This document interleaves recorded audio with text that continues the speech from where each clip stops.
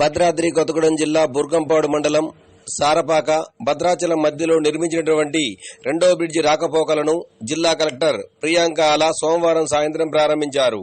సారపాక నుండి భద్రాచలానికి రెండో బ్రిడ్జిపై రాకపోకలు కొనసాగుతాయని ఈ సందర్భంగా ఆమె తెలియజేశారు.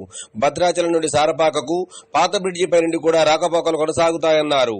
ఈ కార్యక్రమంలో జిల్లా SP Rohit Raj, ITDA PO Prateek Jain, national highway DE Shailaja తదితరులు పాల్గొన్నారు. గోదావరి మీద 2000 కోట్ల స్టార్ట్ చేసి ఇప్పుడు మేము కంప్లీట్ జరిగింది. సక్సెస్ఫుల్ గా ఇది ఇనాగ్రేట్ చేసుకున్నాం. 2.3 కిలోమీటర్స్ లెంత్ లో బ్రిడ్జ్ వచ్చేసి 1.2 కిలోమీటర్స్, అప్రోచెస్ వచ్చేసి remaining of the area. Bridge with వచ్చేసి 12 metres and the road with 7.5 metres and remaining. So ఇది మేము హై లెవెల్ బ్రిడ్జ్ అనేది ఇనాగ్రేట్ చేసుకున్నాము.